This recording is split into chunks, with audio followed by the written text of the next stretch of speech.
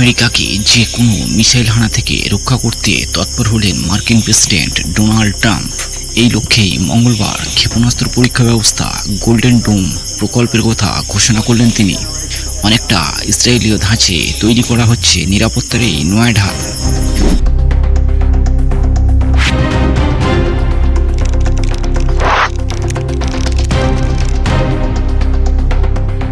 তবে এটি ইসরায়েলের চেয়েও কয়েক গুণ শক্তিশালী হবে বলে দাবি ট্রাম্পের।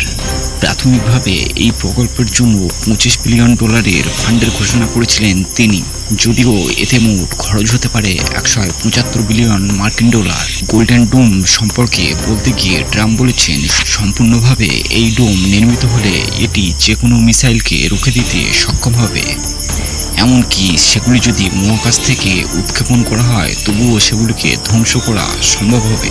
ট্রাম্পের দাবি এটি মার্কিন যুক্তরাষ্ট্রের সাফল্য, এমনকি টিকে থাকার জন্য অত্যন্ত গুরুত্বপূর্ণ।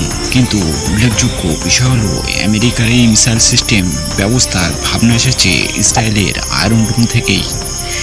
এই আয়রন ডোম আকাশ সীমায় রকেট ও যে কোনো মিসাইল হানা রুখে দিতে পারে। এবার সেই একই রাস্তায় হাঁটল মার্কিন মুলুকও।